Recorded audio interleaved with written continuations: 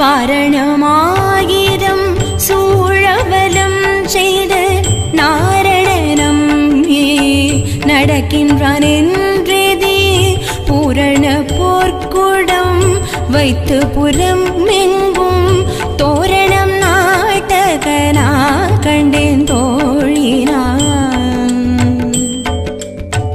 நாளை வதுவை மணம் என்று நாளிட்டு ஆளை கமங்கு பரிசுடை பந்தற்கீழ் கோளரி மாதவன் கோவிந்தனின் மான்வோர் காளை புகுதகனா கண்டேன் தோ